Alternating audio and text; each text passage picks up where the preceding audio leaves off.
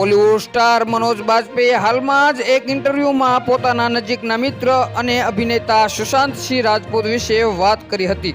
મનોજે કહ્યું હતું કે તેમના જવાથી તે ખૂબ જ દુઃખી છે। બંને કલાકારોએ સોનચરિયા ફિલ્મમાં સાથે કામ કર્યું હતું। આ ફિલ્મ દરમિયાન જ તેમની મિત્રતા ગાઢી બની હતી।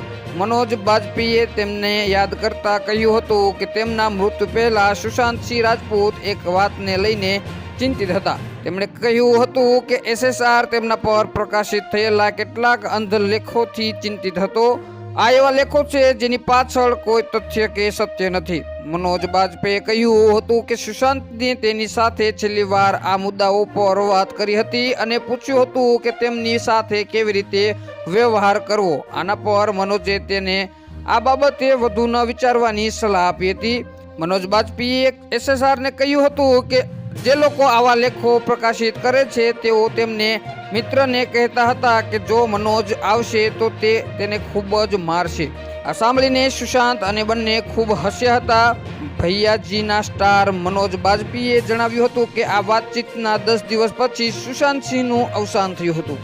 હાલ માટે આટલું જ। મળીશું નવી અપડેટ સાથે। જો તમને મારા વિડીયો પસંદ આવતા હોય તો વિડીયોને લાઈક કરી દો, ચેનલને સબસ્ક્રાઇબ કરી બાજુમાં આપેલ બેલ આઇકનને પણ દબાવી દો, જેથી જ આવા સમાચારની અપડેટ આપને મળતી રહે।